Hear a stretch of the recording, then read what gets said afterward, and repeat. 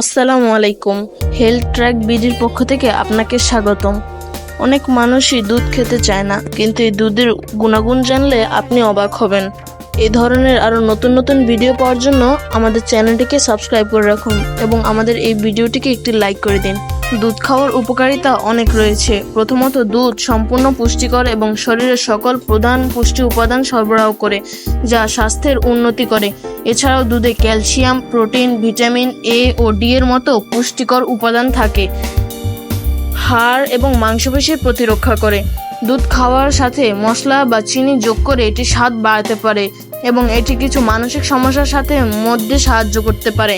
কিছু অবস্থাতে দুধ খাওয়া যাবে না, যেমন ল্যাকটোজ ইনটলারেন্স। এটি ল্যাকটোজ ধারণ করার অসমর্থতা বা প্রতিক্রিয়ার কারণে মানুষ কিছুগুলি অ্যালার্জিক সমস্যা হতে পারে। গ্লুটেন ইনটলারেন্স, যে কেউ যারা গ্লুটেন অনুপাতের সাথে অসম্মিলিত প্রতিক্রিয়ার অভাবে আক্রান্ত। মুক্তাস্পৃহা, এটি সম্পূর্ণ বা আংশিক যোগাযোগ অসম্ভব সমস্যার কারণে সম্পূর্ণ দুধ অনুমোদন করা যাবে না। অ্যালার্জি, কেউ যারা দুধের প্রতি অ্যালার্জিক প্রতিক্রিয়া প্রদর্শন করে তাদের সব পক্ষে দুধ খাওয়া সম্ভব নয়। এই অবস্থাতে মানুষের দুধ প্রস্তুতি এবং প্রোডাক্ট সম্পর্কে চিকিৎসকের সাথে পরামর্শ করা উচিত। দুধ খাওয়ার সঠিক সময় বিভিন্ন ব্যক্তির জীবনযাপন, পুষ্টিগত প্রয়োজন এবং স্বাস্থ্যগত অবস্থা অনুযায়ী পরিবর্তন করতে পারে, তবে কিছু সাধারণ সময়গুলি রয়েছে যা দুধ খাওয়ার জন্য উপযুক্ত হতে পারে। সকালের নাস্তা, সকালে উঠে পেট খালি থাকলে দুধ খাওয়া খুব উপকারী হতে পারে। এটি দিনের শুরুতে শরীরের পুষ্টি সরবরাহ করে এবং শরীর প্রাণ সংক্রান্ত কাজের জন্য শক্তি প্রদান করে। পরিবারের সাথে অন্নদানের সময়, রাতের খাবারে দুধ খাওয়া প্রথমেই উপযুক্ত হতে পারে, যেটি সম্পূর্ণ পরিবারের সাথে অন্নদানের সময় খাওয়া যেতে পারে।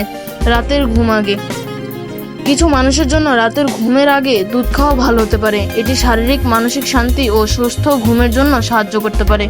খাবারের সাথে, অনেক মানুষ দুধ খাওয়ার সময় খাবারের সাথে এটি সামগ্রিক পুষ্টি বাড়াতে পারে বলে মনে করে, তবে মনে রাখা গুরুত্বপূর্ণ যে প্রতিটি ব্যক্তি আদর্শ সময় দুধ খাওয়ার জন্য সময়সূচি নির্ধারণ করে না।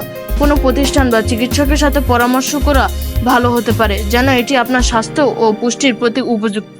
আজকের জন্য এই পর্যন্তই। আসসালামু আলাইকুম। ভিডিওটি যদি ভালো লেগে থাকে অবশ্যই আমাদের চ্যানেলটিকে সাবস্ক্রাইব করুন এবং লাইক দিন। সাথে থাকার জন্য ধন্যবাদ।